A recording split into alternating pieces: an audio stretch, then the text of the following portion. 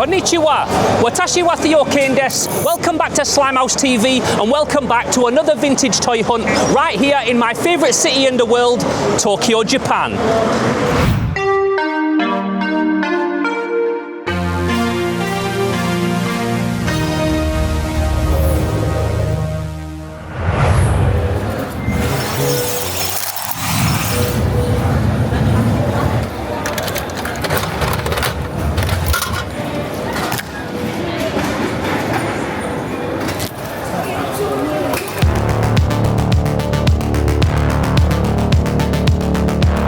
Japan, the home of tokusatsu, mecha, keshi, kaiju, sofubi, and so much more of what so many of us love here at Slimehouse TV. And if you've been following this series for the last couple of months, you'll know that we've been all over Tokyo, covering everything toy and toy related that this incredible city has to offer, Slimehouse style.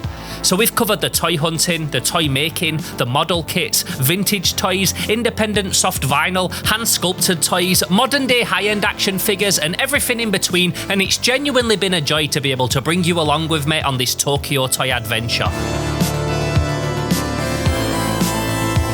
Now, throughout this series, I tried to keep each episode pretty focused on a particular thing, but I constantly kept finding myself here, there and everywhere at different random and cool toy hunting spots, as well as a bunch of weird and interesting little nooks and crannies full of tons of crazy stuff, and as you can imagine, I filmed all of it. And so in today's video, I'm going to be showing you a bunch of those places, a load of lesser known toy and model kit stores that we came across on this trip, everything from big department stores to some real hole-in-the-wall blink and you'll miss it spots, including one that's without doubt one of the coolest and most unique vintage toy shops that I've ever visited. So if all that sounds like a bit of you, then as always, kick back, make sure you're comfy, and get yourself ready for the big finale episode of my Slimehouse TV 2025 Tokyo Toy Adventure.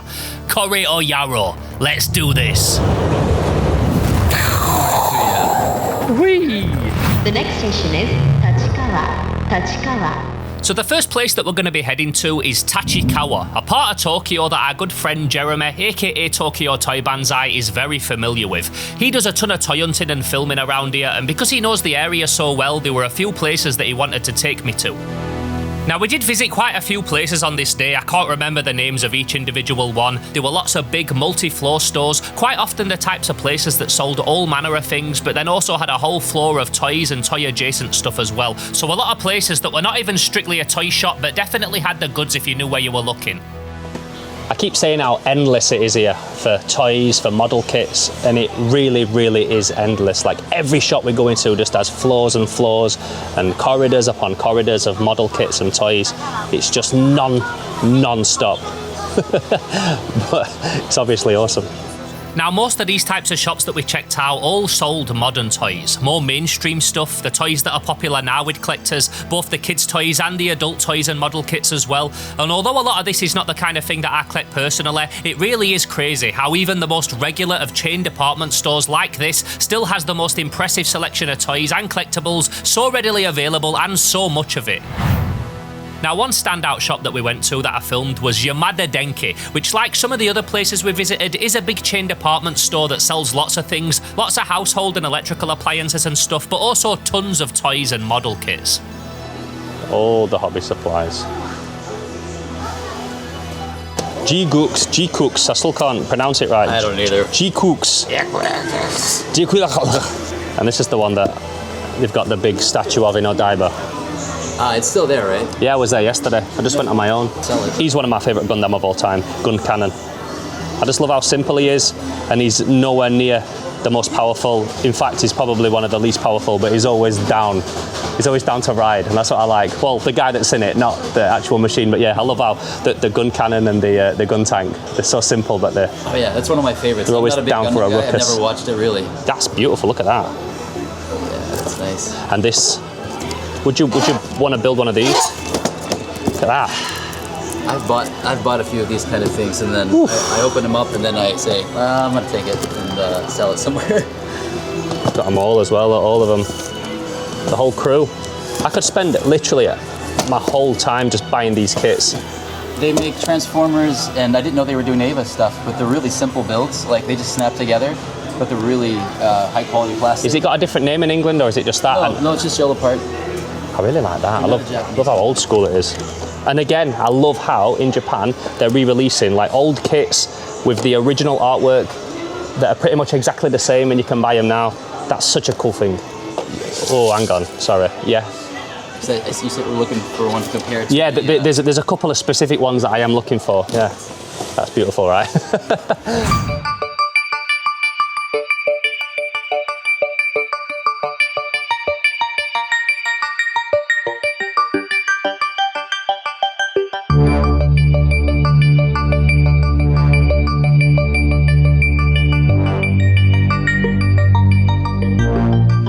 Something I really love here that I don't really see too much in the Western world. I see it a little bit on like Doctor Who and 007 stuff, but you can literally come into just like a mainstream toy store and they've got all the old Kamen Riders. Not like Showa era stuff, sometimes they do, but even here they've got Kuga and Blade series that came out like 20 plus years ago. And I love how, even though there's new Kamen Riders, they still never forget the old ones. They never forget the old Super Sentai, and it's just really nice to see the celebration of old and new together all the time, constantly. Why do you think that is? Because it sells. It sells to the parents of the kids that are buying this stuff. Like you might get, do you know, like if you saw Star Wars Kenner figures in the Western world and they'd have some like old characters and things, but generally you wouldn't go in and just see like so much old stuff of new franchises now. They would be selling the new versions of it. You would see less of like the standard Kamen Rider, like the last decade or so. Yeah. But once they had the resurgence of the Shin Kamen Rider and stuff, you started seeing them on the pegs again. I'm surprised we don't see any today, but it seems like they're being phased out and they're phasing like the Kuga. But they've still got 555 and they've still got the Heisei era. Yeah, Decade. Yeah, love it. Love to see it, man. I wish they would do some ZO again. That would make me happy.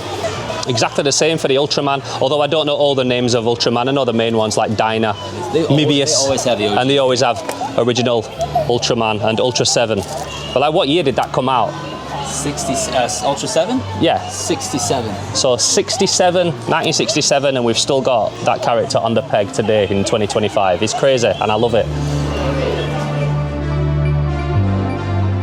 Now, I do talk about these Bandai toys often. They've been making them for decades. They cover all the main and most popular kaiju and tokusatsu franchises, and they sell them everywhere, from the official branded IP centres to small convenience stores. Now, they're usually priced at between $5 and £20 each-ish, and although they are very much mass-produced toys, they are still technically sofubi. So I always think that they're a great thing to pick up if you want to get that Japanese soft vinyl fix, but on a smaller budget. Something that you'll see all over Japan and all over Tokyo are these little Bandai sofubi, and I think they're a great entry-level sofubi because they're always really cheap. They're not like the big art toy or the vintage sofubi. You can get these for like between £5 and £20 and £25 and stuff. Obviously you get some more expensive ones, but they're a really nice like entry-level gateway drug sofubi if you're just wanting to get into it and you're not wanting to spend too much money. And like I said, they're everywhere in Tokyo. So many of the shops sell them, both new and second-hand. Now, although you can find the most recent releases of these Bandai toys in the regular shops, in the vintage and second-hand stores is where you'll obviously find the older versions of them. And a great place to go looking for these and similar stuff are Seragaya outlets. So I talked a little bit about Seragaya stores in my last episode, but they're basically second-hand trading places where you can find pretty much anything toy and toy related at very good prices. Everything is really clean, packaged nice and presented well, and unlike a mandarake store that tends to deal in more high-end items, Seragaya is a lot more varied, so you can find a ton of cheaper pieces here, including the stuff in these little baskets that are quite often priced at just a few pounds each. So this is a Seragaya store, and it's kind of like an exchange place. People bring their old stuff and trade it in for money. Yeah, it's similar to mandarake. Yeah, rather than the high-end stuff of They mandarake. have the high-end stuff, but you have to go. This is their outlet section, so if you go inside, they have high-end stuff, but there's not going to be like a bunch of crazy sofubi, but there are occasionally. Sometimes people will drop off stuff here. And this is one that's out of central Tokyo, so it's not as picked as much as the ones are in places like Shinjuku. Now, so much of the stuff in these baskets are either prizes from gacha machines or Ichiban Kuji, where you buy a prize ticket from a convenience store and it's basically like a raffle and you win something big or small, usually something branded in conjunction with some kind of well-known franchise or IP. It's a really popular way of getting merchandise here, and they do everything from toys to key rings and stationery. And being a fan of so many of these IPs and these characters and these brands, I had a lot of fun rummaging through these baskets to find stuff to bring home with me. Eva, Gundam and Macross. Macross. Evangelion Oh, no way. glasses case. Evangelion. What's this? Toy I like them. I'll have them. I'll take them coasters. They're fire. They're coming back to the Slime House HQ. You get stuff from the Godzilla store in here. That's, you know, something like this is probably like $10 at the Godzilla store. Here it's $2. Gagan. Kamakaras. Just magnets. There's figures in here, but I'm usually coming through here. Yeah. As I mentioned as well, there's also tons of model kits in here. Over the time that I spent in Tokyo on this trip, I visited a few of these places on multiple occasions and always ended up seeing new and different stuff and coming home with something. They've got a real good range, everything you could ever be looking for, old and new, high-end and low-end, from Gundam to Evangelion, and a bunch of other really fun and weird and obscure stuff as well.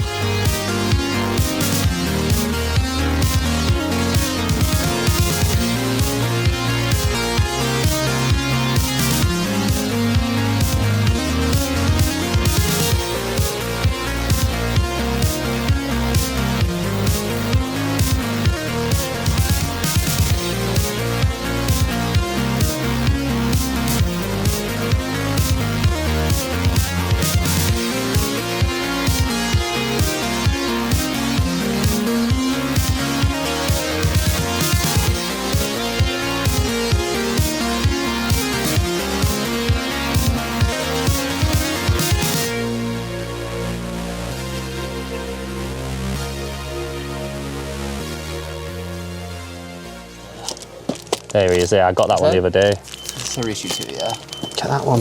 That's what I've just built. Well, pretty much that one. I think it's the same one. The Hayakashiki. This is similar to what I just... In fact, it's from the same set. I would like that, but I just can't keep buying these big sets because they're 6,000 yen. It's nothing. Do you know what I mean? It's nothing. And yeah, I would really like that one as well. But I've already bought one of these big ones in a box, and there's just nowhere to keep putting them in my suitcase.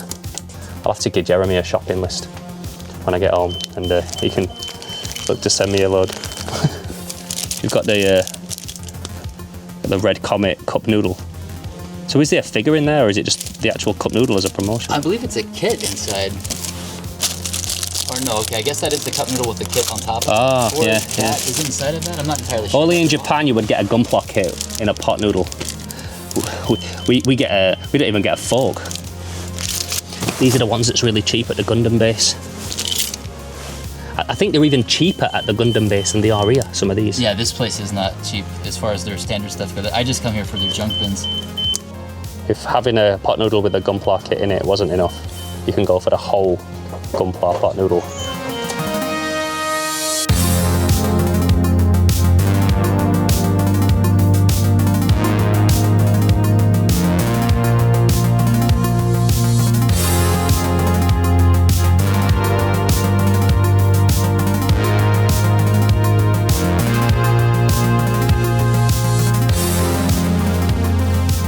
If you know, you know. If you paint sofubi, you'll know that this stuff, Gaia, that's the good exclusive stuff that we can't get where I come from, or in America, or in Italy, and other places where they paint sofubi.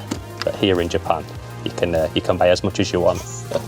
Oh shit, a whole set of candy toys. I love this kind of stuff. Yeah. These are Chogokin, these are metal. Yeah, they are. Something that you can't underestimate about Tokyo as well is just how much second-hand and vintage toys there are everywhere. Like a shop like this, Suragaya, is just absolutely stacked with it. Like, I've just come out with a bag of stuff, really cheap. I've spent about £15 and I've got so many cool pieces. Like, we have CEX in England and you can get second-hand games and Blu-rays and that kind of thing, but nothing on the level that they've got here. Imagine if we had a shop that were just stacked with He-Man and Transformers and Turtles and all the old toys that we grew up with, really nicely packaged, all at a really good price. Like, we really need to get something like that sorted in England because they're everywhere in Tokyo. It's so easy to find vintage toys here.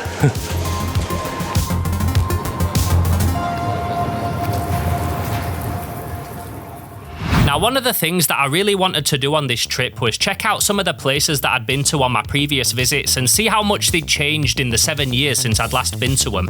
Now, I did have a couple of places on my list that I wanted to revisit, and in order for me to let you know how I got on, we'll have to take a little trip back to Akihabara. Akihabara.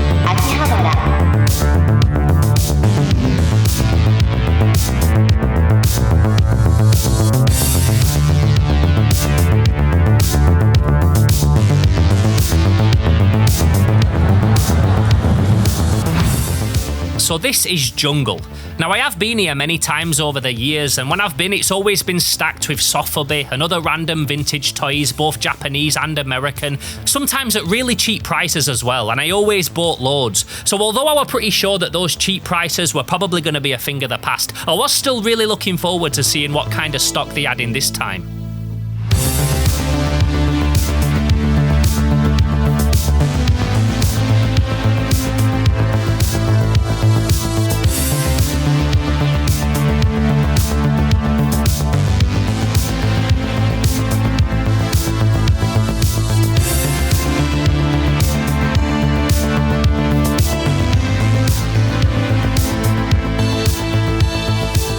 So what you can see here is a very different scene from my last trip.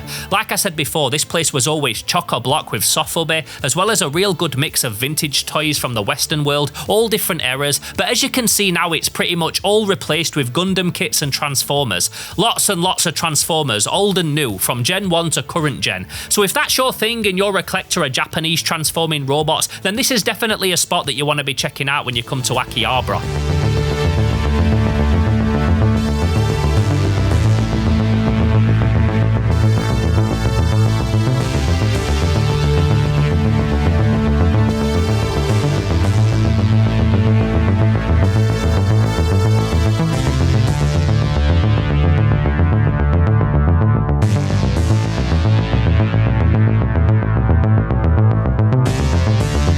As cool as Transformers and Gunpla are, I wanted to see what had happened to all their sofubi stock, all their vintage stock. Where had all that gone? Had it all been sold, or had it all just been moved elsewhere? Now, Jungle do have a couple of shops. I'm not sure exactly how many, but there's definitely at least two. So there's this one, and then there's another smaller store located inside what is probably the most famous and well-treaded toy hunting spot in the whole of Akihabara.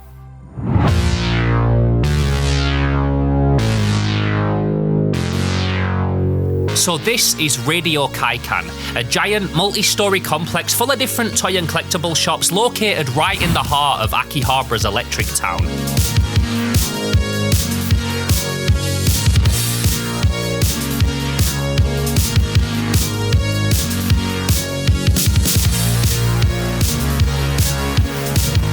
Now, Radio Kaikan sells everything. It's basically made up of a bunch of different separate shops that all specialise in various types of otaku-related collectibles, so games, trading cards, dolls, toys, all that kind of thing, and of course all the kaiju and tokusatsu stuff that we love here at Slimehouse TV.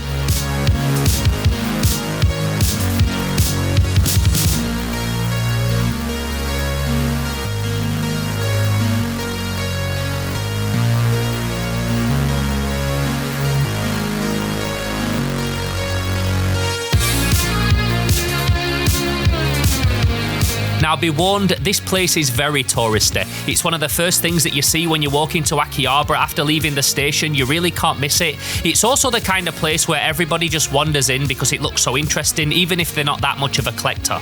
So it is somewhere that gets picked through a lot and very quickly, but don't get me wrong, if you're visiting Akihabara, you do have to come here. And even though it's a place that's constantly flaunted by hundreds, if not thousands of people every day, it's still got a bunch of really impressive stuff on display.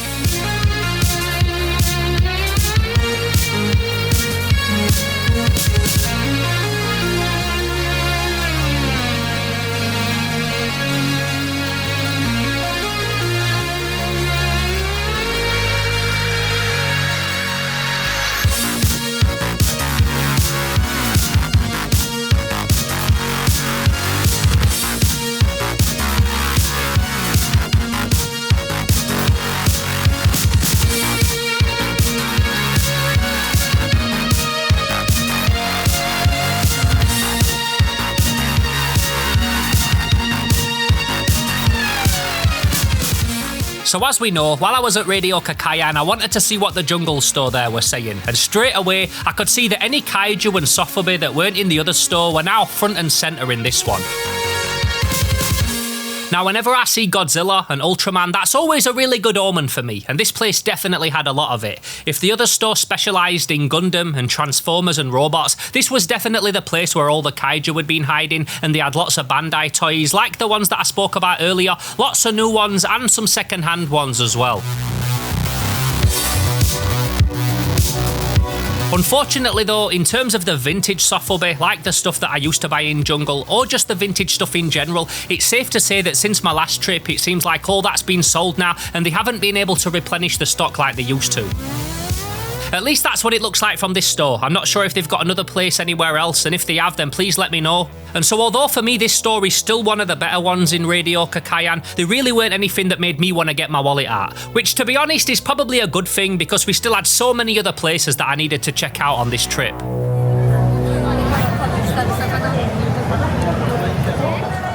So that's a spot that everybody goes to, but what about a place in Akihabara that's super easy to miss, doesn't even have a sign outside, and unless you knew it were there, you'd have no idea of its existence?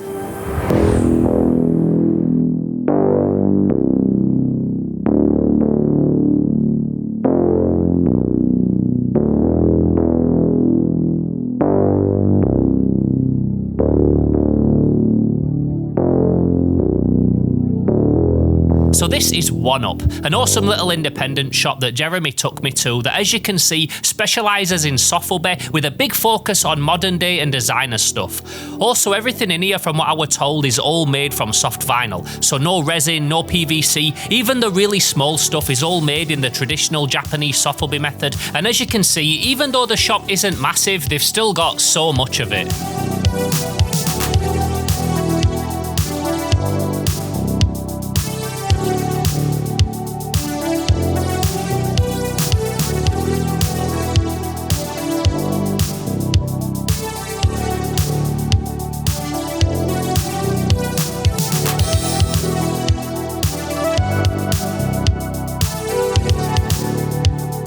Now, you have probably heard me say this many times before, but when you've got a bunch of sofubi like this, all displayed together in a bunch of beaut colours, it's got a vibe all its own. It looks like candy in a cabinet to me, and although I'm much more of a vintage sofubi guy, or vintage adjacent, so more kaiju or mutant monsters or tokusatsu looking stuff, it's still always cool to see soft vinyl of all different shapes and sizes, and this place definitely seemed like it ticked most boxes for most modern sofubi tastes.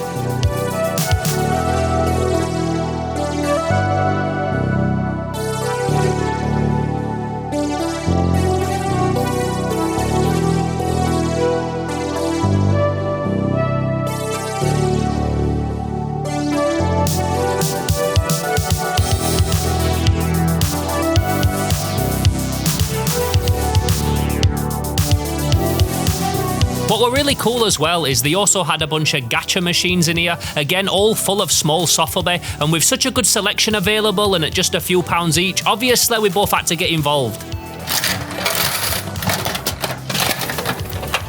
Oh, you got the prototype version. Yeah, that's nice, that's nice. You like prototype colours as well? It is, and I is. Is it?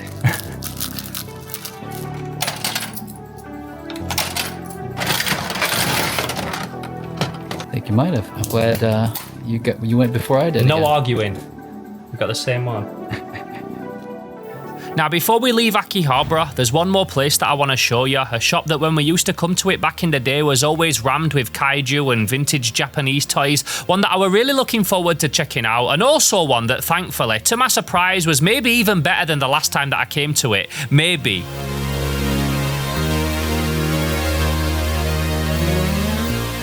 So this is Golden Age Toys, and when I used to come here years ago, it was almost like a big jumble sale shop with stuff piled up all over. I used to love having a dig through it all and finding cool stuff. Well, as you can see now, not only is it still packed with toys, but they've also had a big tidy up as well, so it's even easier now to get around and see all the killer stuff that's inside.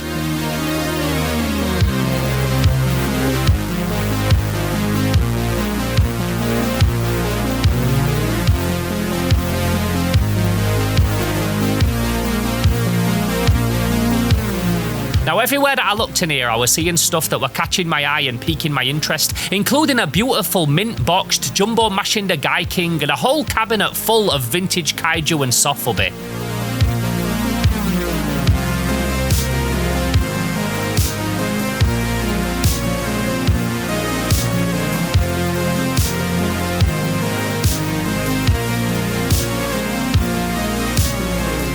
Now this is the kind of place where you could spend hours upon hours and still keep seeing stuff constantly. It's not the biggest store, but they've definitely made use of every inch of the space, and even though it's been tidied up loads since my last visit, it's still got that cool, you gotta dig to find gold kind of vibe, and it definitely feels like if you look hard enough, there's a chance that you might spot something that other people might have missed.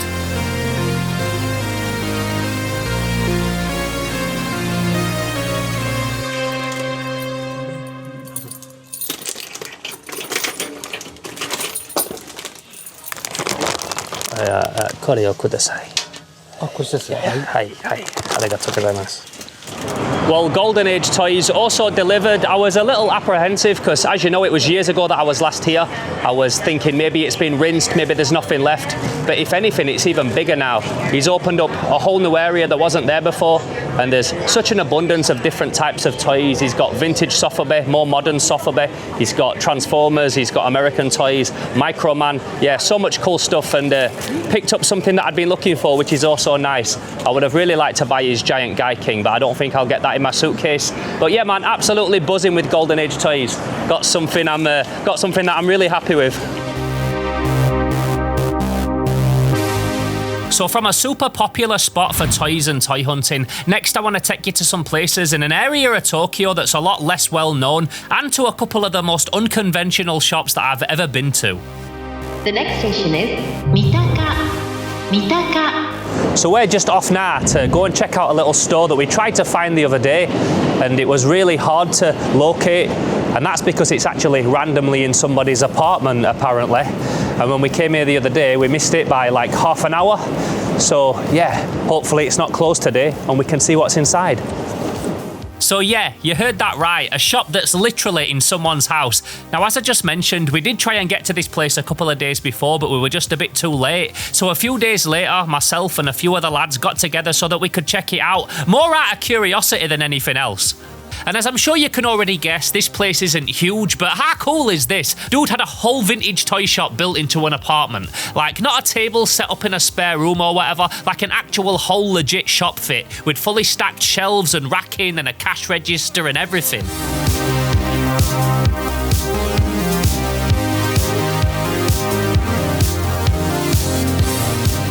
Us boys that live here in Japan are out for the shit that you guys can find like on the $5 bin at your local flea market. How many do you want? I don't like the sand figure, but that background with like the orc breaking through, a goblin breaking through. Like, it's worth it. Just yeah, they got loads of crazy like little features and things going on with these Toy Biz Lord of the Rings.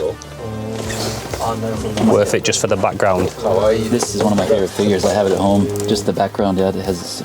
What kind of prices are on these? About 2,000 yen, 2,000. Oh, it's no then, is it? Yeah, it's like $10 to $15. Yeah, it's chump change. Get them all. The little embryo oak. This is a different color than mine. Coming out of the egg. What, the whole thing's a different colour? Yeah, this is like white. Mine's like more of a yellowish green. Different colourway. Oh, wow. Color variation. Oh yeah, it's really cheap. Ken's having the whole cabinet. And do you know this Robin Hood? To get in with the strap and these arrows, very hard to find. Right. When I made my documentary on him, it took me a long time to get him with I held one. them. It's got all Ninja Turtles at the back there. Yeah, this is the cabinet. What's the, oh, Asterix. Right at the back, Asterix. Size noodles. No kink shaming, brother. Hey, look. She's a great singer. 400 yen. That's like £2. Insane. I know these aren't like super collectible, but like £2. 300 yen. It costs more for a can of Red Bull sometimes here. I just can't get over how cheap some of these Star Wars figures are. I don't even collect Star Wars Power of the Force, but like £1.50, £2. Kind of makes me want to buy them all. These deluxe ones. Snow Trooper with the gunner. This is probably one of my all-time favorite toys right there. The 90s Probot probe droid. Loves a good probe. Yeah. Like a good probe. Oh, it's a bust up. A little model kit. Micro model kit. Bosk. That's in Osaka, right? This guy? Yeah. So these are, okay, so these are, must be candy. Maybe you got a toy in there? Yeah, wow. This is the stuff you'll only find in Japan as a Star Wars fan. And I love Star Wars, I just don't collect the toys.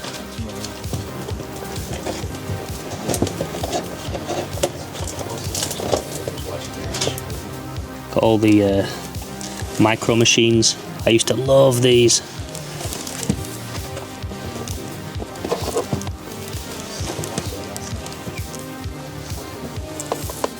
This is the one.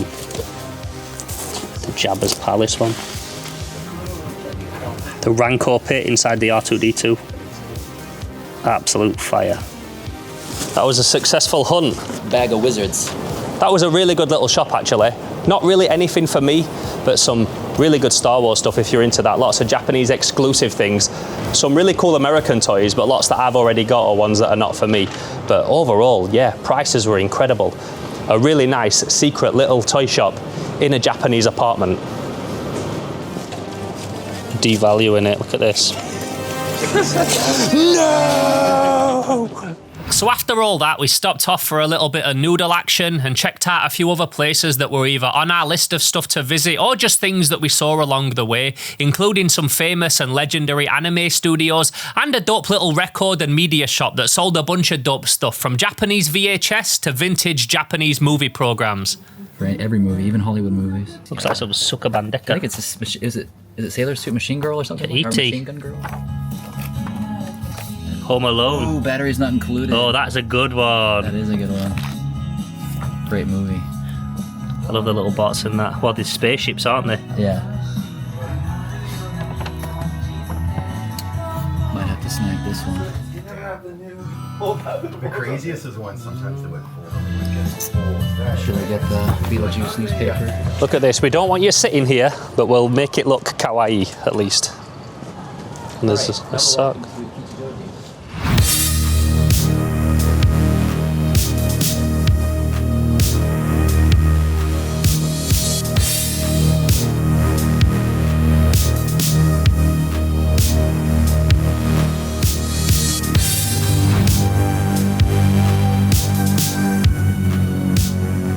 So this is the other place that I was telling you about, and even though everything in here is for sale, it really does feel less like a shop and more like a weird little hidden trinket treasure trove.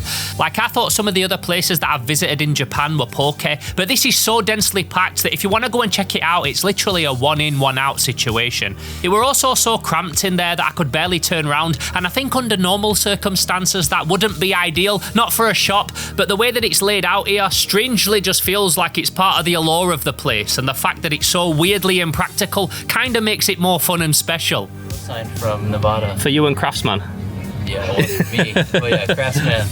Now this place, like the last shop that we went to, didn't really have too much Japanese stuff. It was very much focused around American toys and merchandise and pop culture. Nothing was really labelled either with a price. The guy who runs the shop was right at the back through a little window, like barely visible. It were total chaos, to be honest, but in the best way. And out of all of the shops that I've been to in my life, this was definitely one of the most unique, and on another day when I had less to do, more time to properly explore, and also hopefully a smaller backpack, I feel like I could have spent a long time in here just browsing through everything and scoping out a little bit of treasure. Maybe. Spin it round, let me see. Little taste at home.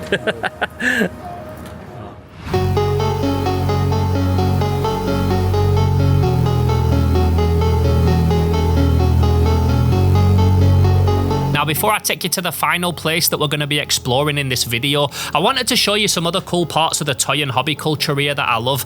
Obviously, we know that you can buy toys in abundance by the truckload everywhere that you go in Tokyo, but something else that I also think is dope is how you can also buy awesome display boxes and stands and risers right off the shop shelf in places like Daiso, which is basically Japan's equivalent of a Poundland or a dollar store, that kind of place. Back home, if you wanted to get stuff like this for your cabinets or your displays, like I always do, you have to either order them online or get them from specialist retailers, and they're always pretty expensive for what they are.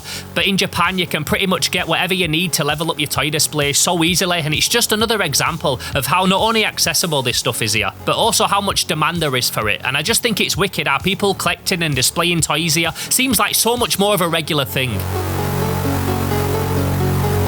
Something else that I always really love checking out when I'm in Japan are the crafting and the hobby supplies. If you watch my channel, you'll know that although I'm a guy that goes around toy hunting and checking out people's collections, I'm actually primarily a toy maker.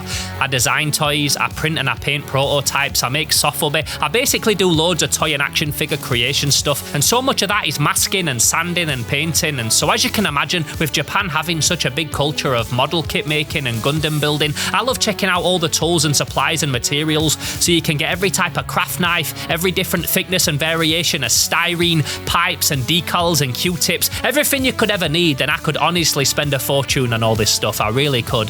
Also, as I briefly mentioned earlier, you can get all the best paint here as well, whether that's paint for general hobbying and miniatures or industry standard toy and sofubi stuff. The variation and the availability here really is endless, and it's just another example of how big the culture is here for not only collecting and displaying toys, but also making and painting them.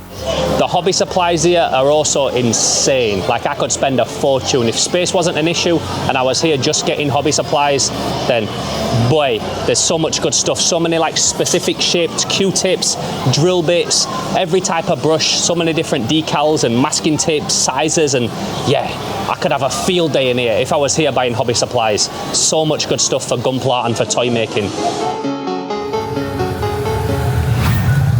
The next station is Koenji. So the final stop of today's toy hunting adventure takes us back to Koenji, one of my favourite districts here in Tokyo. Now, there were a couple of reasons for this. There were a toy shop that I wanted to check out, which we'll get to shortly, but also because I wanted to go and visit somebody that I'd been really excited to meet ever since booking this most recent trip to Japan.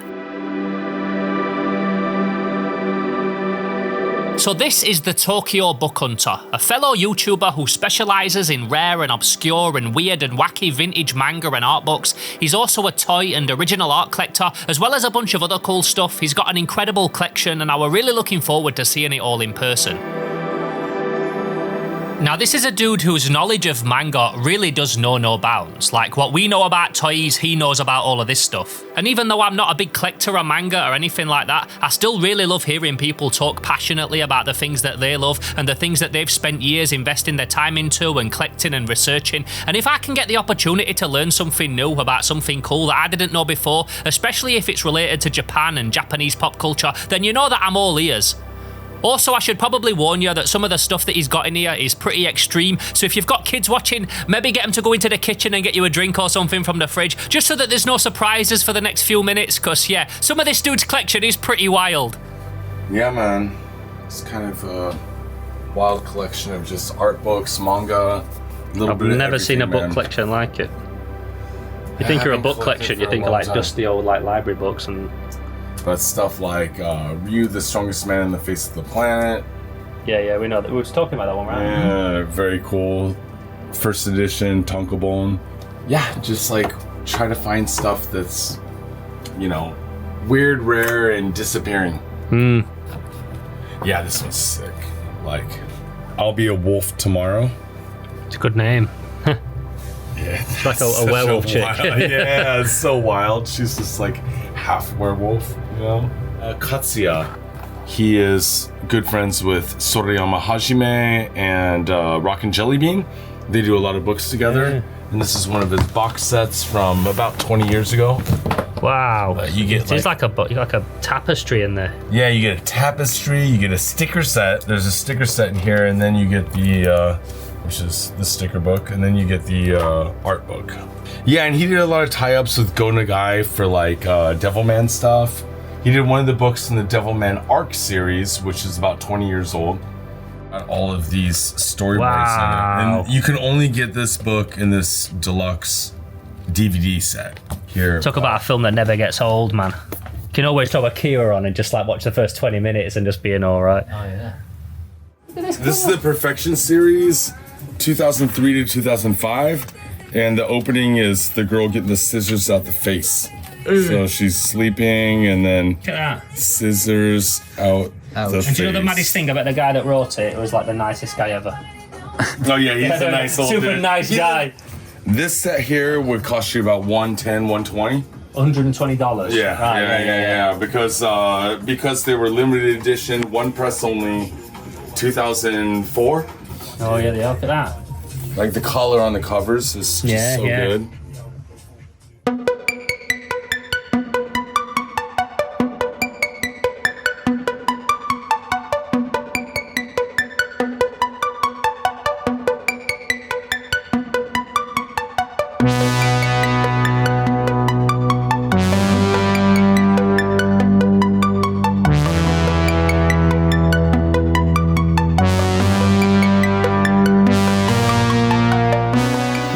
I'm not a big manga collector or anything like that. I do love manga. I've got a big comic book collection, but nothing like what this guy's got. And I am an artist and an illustrator, and I do love art, especially when it's packaged together so beautifully like this. And even though when I come to Japan, I'm primarily on the lookout for toys, this definitely made me want to pick up a few of these books. There was without doubt a few that really stood out to me and ones that I'm going to try and look out for myself in the future. And I suppose whenever you're around a collection that's curated as well as this, then it's very easy to get drawn into it and want to get involved yourself.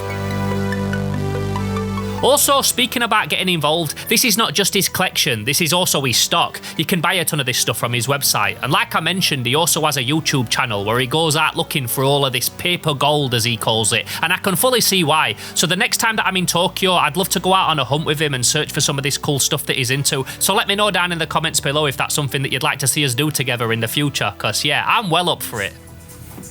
The horror movies. V-Zone's always good because they also do the SFX, like how to do. So it's like a Japanese horror magazine then? Yeah. V-Zone. Yeah, right. 1984, 85, 86. Yeah. Everything in Japan just looks so much better. Like the way they do the cover layouts, they're like very maximalist. Lots of text, lots of logos. Great layout. Yeah. Great colours. Design. It's got like photos of catastrophes, and then you got like different scenarios of the end of the world, you know, dinosaurs. I could do without the main children photos, but the rest is good. You know, giant spiders. Yeah, we love that. Yeah, sometimes that happens. You get, okay, look at 80 she looks. Shingo Tsuchiya. Shingo Tsuchiya was an assistant to Mizuki Shigeru.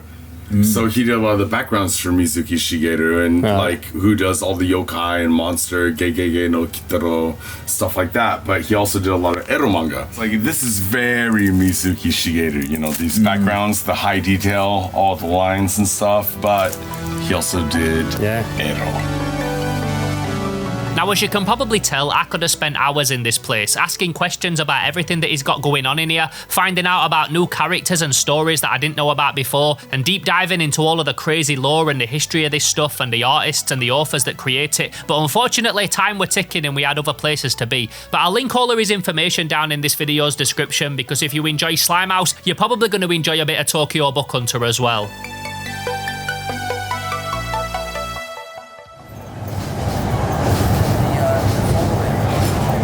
Okay, last stop, final mission of my 2025 Tokyo Toy Adventure, and as I said in the intro, this one's a little bit special.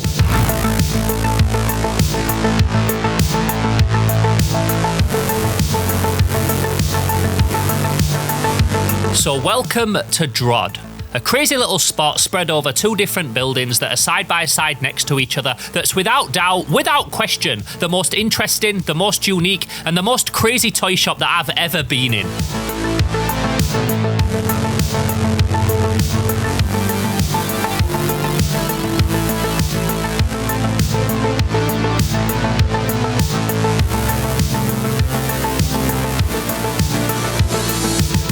Now Now this place is next level. It's honestly got the most insane collection of obscure gumball and rack toys and wind-up toys and Japanese horror toys and strange, ugly, weird little bootlegs and everything in between that I've ever seen. Like, I was well and truly and completely blown away by this place, and I'm not even exaggerating.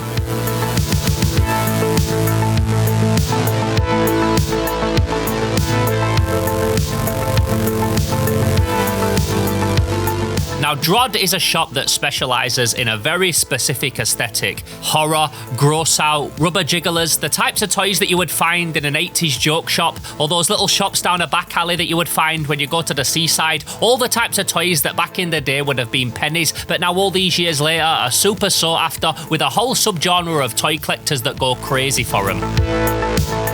In terms of like weird bootleg horror stuff and vending machine toys, like this shop is absolutely incredible. Like, I'm blown away. I want everything in here. Wow. Like, when you think about 80s gross out toys, you think Mad Balls, Boglins, My Pet Monster, and don't get me wrong, this place does stock all that stuff. But these are those toys that are even more underground, like those few levels deeper of the iceberg, that next level of weird, and if that's the stuff that you're into, then this place is legit overwhelming.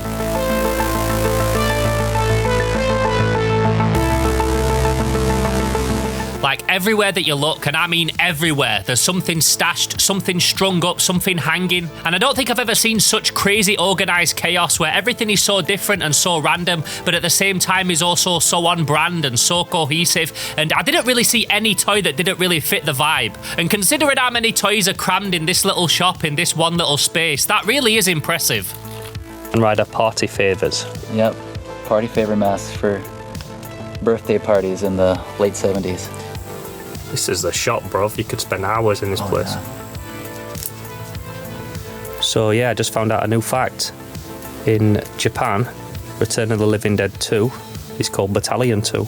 And Return of the Living Dead 1 is called Battalion. The Battalion collection. It's like the world's smallest sofubi. World's smallest sofubi, and it's 2 pieces, so you can pull out, I don't want to break it, so you can pull out the little plastic talisman, which is plastic. Yeah. But he is actually vinyl. That's actually a good price for this, with this. Yeah. As I mentioned as well, this is one of 2 shops that are stuck together. So you've got all the gross out, the weird cheap rack toys in this side, and then next to it you've got a continuation of that, but then also a bunch of rare American toys as well.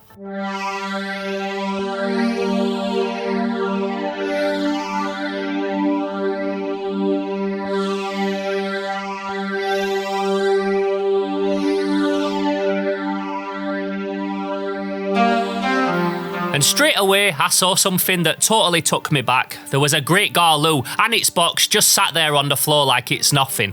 Now, I've seen 2 Great Garloos for sale in my life. Both were in Tokyo. The first one I bought, and the second one was right here in Drod. So I don't know what it is about Japan and these toys making their way over there from America, but it did feel pretty fitting that he'd have one here, because I was having a look around and it was clear that this side of the shop is where he liked to keep all of the high-end / grail items.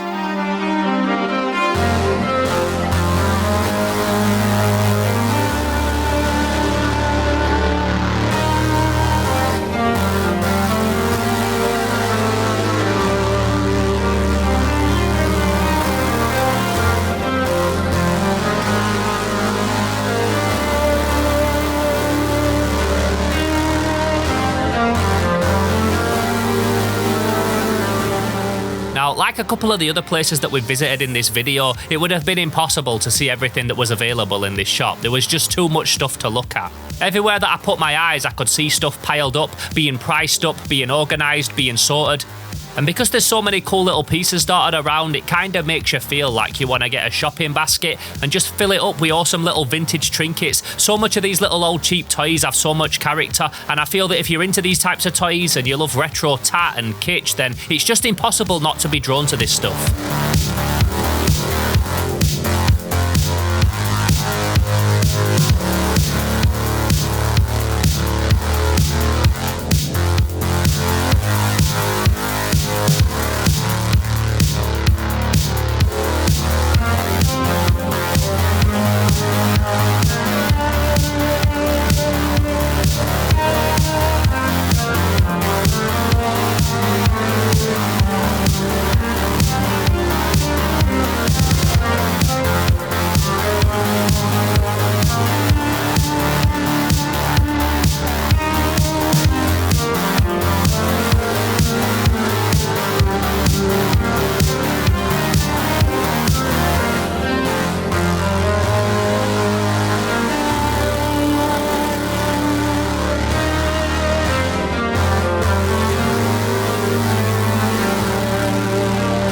I hear as well, the guy that runs this place is active, constantly travelling around and searching for the dopest stuff, and I can fully see it, because everything in here, from the big items to the small stuff, if you're into this kind of thing, we're all a certain level of prestige and quality, and as you can imagine, I came home with a couple of pieces from this shop that I was very happy with.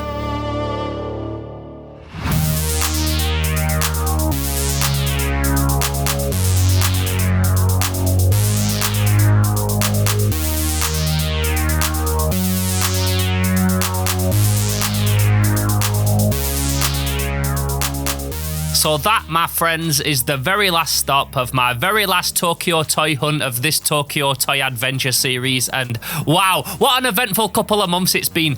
As you know, I have travelled to Tokyo quite a few times now, but this was by far the most productive ever. I'd honestly never done so much as I had in the 16 days that I were there, and if you've been watching this series over the time that I've been editing it and uploading it, you'll know that I crammed so much into this visit and made some memories that I'll treasure forever, and hopefully a bunch of episodes that you lot that watch my channel can go back and revisit and rediscover for years and years to come. Obviously as well, this series wouldn't have been the same without everybody else that were involved in it, so of course I want to say a big thank you to my brother Retro Ghetto, who travelled along with me. He also shot a whole series while he was here, so make sure you go and check out what he's been doing and what he's been uploading. And of course I want to say a big shout out to Jeremy, aka Tokyo Toy Banzai, who made the time to spend every single day that he had off with me, showing me around all the best spots, introducing me to his friends and his people, helping me film, and it's safe to say that so much of what made this series awesome is all down to him. So if you're not already, obviously make sure that you subscribe to his channel and check out what he's been doing as well. And if you enjoyed this series and you want to help support more projects like this, I've already got some crazy plans ready for 2026. Lots of opportunities, lots of travelling, events that I want to cover, toy maker friends that I want to visit, places that I want to check out and film and get involved with. And I can only do it if I've got people behind me, helping me out and backing me. So if you were ever going to join the Slime Alliance, now is a perfect time to do it. So that's patreon.com/SlimeHouseTV to join the Patreon and the Slime Alliance exclusive Discord. I've also got a PayPal donate button down in this video's description, and I've got a merch store. Everything on there is all designed by me and I'm always adding to it, so make sure you check out all those links if you want to support what I'm doing here and help me make Slime House and this brand and everything else that I've got going on bigger and better than ever. Now, although this is the end of the Tokyo Toy Hunting series officially, there is still a lot of stuff that I filmed here that didn't make it into the main episodes that I'll be featuring in future videos. I'm also going to be showing you everything that I picked up on this trip, both the toys that I bought and also ones that I got given to me by fellow toy maker friends, so make sure you stay tuned for those videos in the future. And if you've been here since episode 1 and you're still here now, then drop me a comment down below. Let me know what you enjoyed about the series, what was your personal favourite highlight of it, and if there's anything that you'd like to see me check out when I eventually make my way back there. Finally, of course, I want to say a massive thank you to you lot for watching this series and supporting what I do, and for joining me here every single week at Slimehouse TV. It never goes unnoticed. I read every single comment and I can't wait to show you everything else that I've got planned for the rest of this year. So as always, I hope to catch you in that next video, but until then, I need a rest. I'm Theo Kane. This has been Slimehouse TV in Tokyo, and until next time, Oyasumana Sai. I'm gone. Pow.